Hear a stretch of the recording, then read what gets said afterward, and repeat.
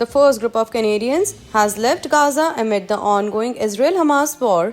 The federal government announced Tuesday, vowing work continues to get all citizens out of the region where a dire humanitarian crisis continues to unfold. In a social media post, Foreign Affairs Minister Melanie Joly said a team of officials met them on the Egyptian side of the border, providing them with support and care upon crossing. In Urva, International Development Minister Ahmed Hussein confirmed the news, saying the Canadians were safe and sound. Following up with a statement, Global Affairs Canada said the first group to get out included approximately 20 to 25 Canadians and that the federal government is expecting up to 80 Canadian citizens, permanent residents and eligible family members to leave Gaza today. Those evacuated will be heading to Cairo and then on to Canada. While in Cairo, Canada is providing accommodation, food and basic necessities according to the government. GAC said, "We will provide further updates later as the situation is quite fluid and unpredictable."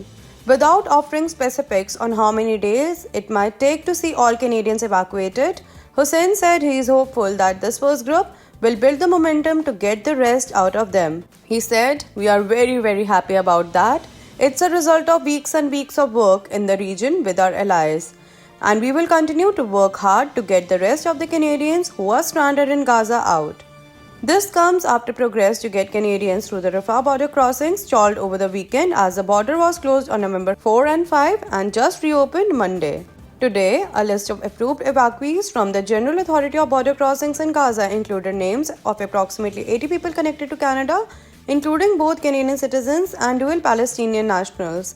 It was the first time Canadians were listed since the war began 1 month ago, seeing the Gaza Strip become subject to a steady Israeli offense in response to the deadly incursion on October 7 by Hamas, a Canadian-designated terrorist organization.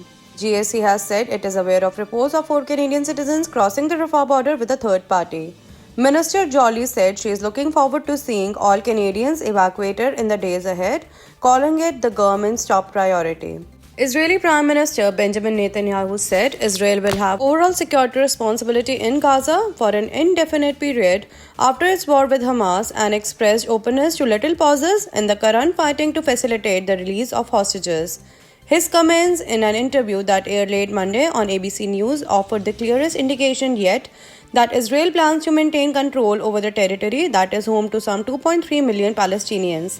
Netanyahu ruled out any general ceasefire without the release of the more than 240 captives seized by Hamas in his October 7 raid into Israel, but said he was open to tactical little pauses.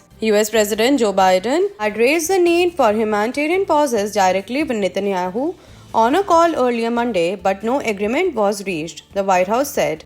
Israelis observed a minute of silence on Tuesday morning in memory of the victims of Hamas's October 7 attack on southern Israel and the 348 soldiers killed since the assault on its 1-month anniversary. Israelis are marking the anniversary as a day of mourning over the attack in which more than 1,400 people were killed and 242 were taken hostage.